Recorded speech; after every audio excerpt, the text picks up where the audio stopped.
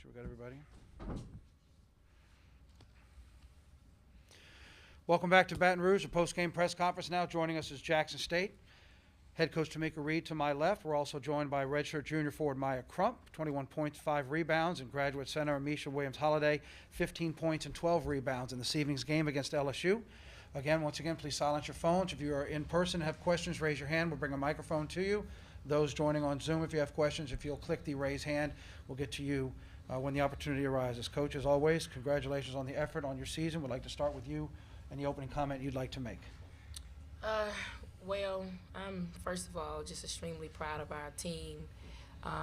Very proud of how hard they fought. You know, they never gave up. They never stopped believing. And you know, first half we didn't give our best showing. You know, we didn't get some of the calls we thought we should have got. It was an uphill fight in a battle in that regards. Nevertheless, that was something we dealt with all year in preseason play. But aside of that, you make free throws, I think it's a different ball game. But nevertheless, I'm extremely proud of our players. I'm proud of Maya. I'm very proud of Amisha, and I'm proud of the entire team and my coaching staff. Thank you, Coach. We'll address questions to the players first. When you get the microphone, please say whether or not you're addressing it to Maya or Amisha, and we'll go with players first. This one's for Amisha. You talked a little bit about you coming back to Jackson State for an additional year so that you could play in the tournament again. Can you describe the feeling in the motion playing out there today and coming so close? Even though I didn't start good, I think I had a ending good. I just know I had to show who I am when I got out there on the floor and play for my team and try to get the win. Even though we didn't get the win, I think we played very good and very hard. This is for both of you. Maya, you can answer first. You guys came out with Rise the Underdog t-shirts. Can you talk a little bit about what that phrase meant to you guys and how you kind of went out there and embodied the underdog? So in the preseason, we started saying, you know, Rise of the Underdog because it seemed like every game we were the underdog. You know, we were playing against Power Fives. You know, everybody looked to see the Power Fives blow us out, and we didn't get blown out once. So we just stuck with that same phrase in the postseason. Today we tried to make a statement with that Rise the Underdog, but it didn't come out as we planned. But as she said, that's what our statement was for Rise the Underdog. Maya, you don't see a lot of 30-point quarters in college basketball anymore. Just what did you all do so well, and how much confidence did that give you, you know, to come out of the half and really take it to them? That tech. That tech, Coach Reed got that fueled us, you know, because Coach Reed always got our back. So when Coach Reed catch the tech, we gotta have her back. She can't say much, so we gotta play with the ball. Misha, just I know it's kind of hard to do it, but when you look back at your career at Jackson State and the decision to come here and how everything ended up, you know, what do you take away from this whole experience? I'm very thankful that I came back because I accomplished a lot, but it's a lot I can take from this. It just built me as the person I am today and made me a better person, and I thank Coach Reed for giving me a chance, and I just got more to prove.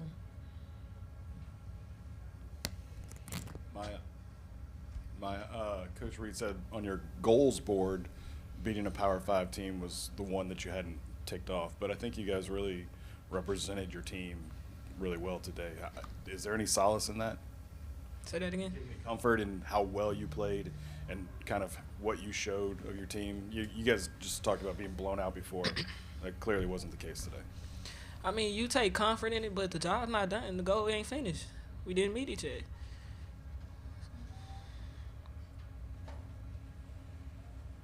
Any other questions for the players? I'll double check Zoom. We didn't have any last time, but let me check real quick to see.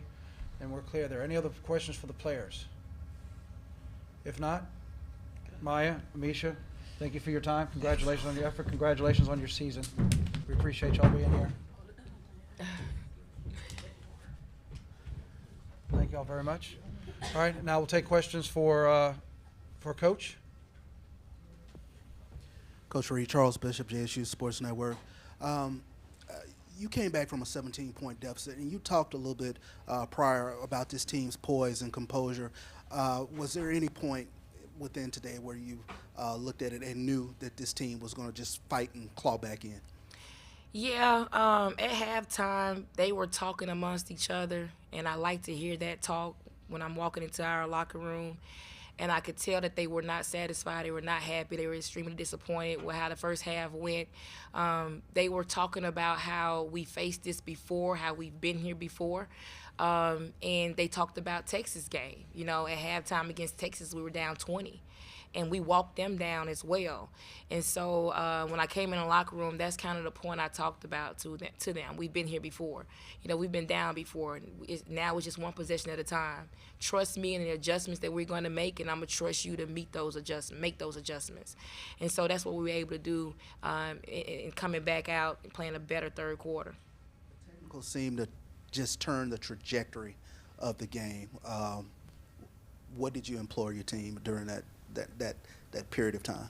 Yeah, you know, it's very unfortunate when, as a head coach, you can't talk to officials.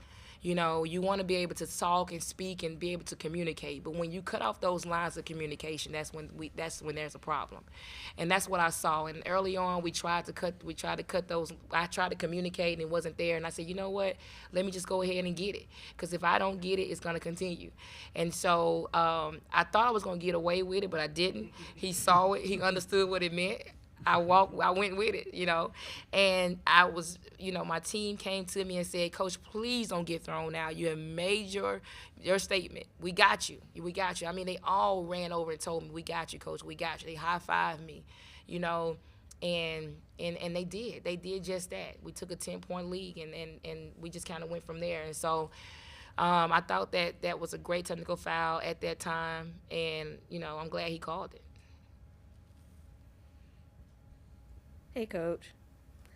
Last year you told your team after they lost to Baylor, we will be back here. What was your message after today's game to them? Honestly, my message after today's game was we have to continue to fight for our institution, for our conference. We have to continue to fight for our culture. We have to continue to knock on walls to get respect. We're knocking on walls. You've accomplished some things that hadn't been accomplished in this program and in this conference. But now it's time to come back and knock the walls down. We have to make a strong statement in preseason next year, another strong statement. And we're going to keep knocking until the respect is there. We're going to keep knocking until we get the same as other institutions. We're going to keep knocking.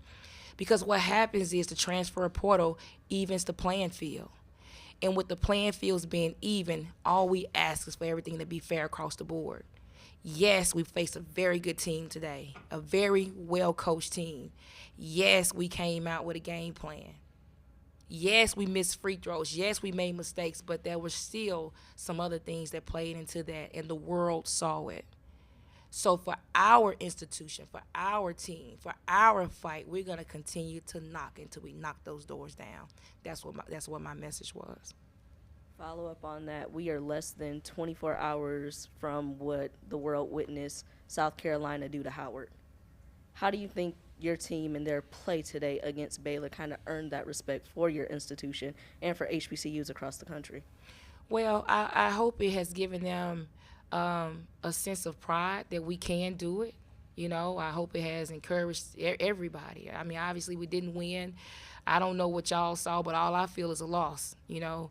But if anybody could take anything away from it, is that we can, and we will. We will. You will see a change. We're going to keep working, and it's going to. And when the change starts, it's going to go across the board. It's going to go across the board. And it doesn't matter who we are. It doesn't matter what position we are. It doesn't matter what institution. No, it doesn't matter what conference. It's supposed to be the same across the board. What did LSU do well to get back in the game? You know, they saw weakness, and they started driving to the basket. They started attacking our big. And You know, we tried to jump into a 2-3 to kind of pad those gaps and keep them from going downhill. But, you know, they put pressure on us. Kim does not do a whole lot of full court pressing. She pressed us and she went back into a 2-3 zone. She doesn't play 2-3 zone. So for us to be able to make her do some things that she doesn't do says a lot about this team. And I'm extremely proud. But those are the changes that they made. And we've seen a lot of pressing all year. And so we tried to make those adjustments. But again, when you got your point guard coming down the floor and she get tripped and hit in the face and nothing is called for it, that's what we face, you know. And it's okay. We just got to play through it. But she did a great job of putting up the pressure full court and attacking us, getting to the rim. Coach, each year you guys are just getting closer and closer and better. I know you have a lot of takeaways after each season. And looking at this season and how this game played out, I guess what do you and your coaching staff want to address going into next year, given that you guys are, you know, so close to meeting these ultimate goals? You know, we want to continue to recruit bigger, continue to recruit bigger guards, continue to recruit bigger players, continue to recruit players like Maya Crump, who's played at this level. You know, players who are not fearful, players going to continue to take this program forward. Every year, my staff has done a great job in recruiting great talent, and so what happens is who we face in the tournament is what we begin to measure ourselves on. So, you know, we just got to continue to recruit better athletes, and I'm not saying anything is wrong with my team now. Don't get me wrong, but obviously you want to continue to put those pieces there, because you have to continue to climb. You got to continue to climb, and you're only gonna do that when you bring in the top athletes, and we have that coming. You know, we have some pretty big commitments right now, some pretty big signees, and so we're gonna keep building this thing, and we're going to wear this transfer portal out. You know, I hope I can find somebody who in the Sweet 16 this year, somebody who can make it to the Elite 8. I'm going to get them, you know. So when you can bring that type of experience to your program, this doesn't happen again. We're knocking. And I'm telling you, we're going to knock that door down next year. One more question in the front here. Quick follow-up. What has Amisha Williams meant to this program? Because I kind of alluded to transfer portal. I think she kind of proved that, hey, this can happen. These kind of things can happen. Just what she meant to the program and her performance and, you know, being a WNBA prospect potentially as well. Amisha means everything to this program. You know, just to start, for us to even get her here into the program, begging her to come play. She said she didn't like to run. I said, you don't have to run. We'll figure that running part out. Then 30 minutes later, she sent me a picture of a pregnancy test. And I said, I don't care. I just want you in school. And so to see her come, and she has grown tremendously. I've watched her grow from the first time I met her in high school to now. I've seen her grow. I've seen her grow as a young lady, as a young woman, as a wife, as a mother. She's helped make me a better person. She's helped me believe. She's the one who's built this program. You know, because she believed enough in me, others followed her, you know, and others followed them. She has opened the door. The ceilings that we're trying to crack, that's what she has done for the program. And even though this is her last game for Jackson State University, she's going to continue to open the door for our conference, for our institution, for our HBCU community. You know, we're trying to get her drafted. You know, she's a top player from Mississippi State. Had she been at Mississippi State right now, she'll be top 4 on the draft board. All right, but she chose to come to Jackson State University, and I don't want her to be held back because of that.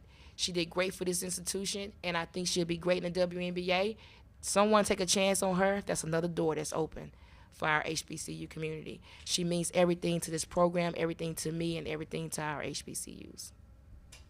Coach, thanks for your time. Congratulations on your season. Thank you. Appreciate it. Thank you all for being here from Baton Rouge. That'll close out our press conferences tonight. Once again, press conferences will start on Sunday, 1:45 with LSU.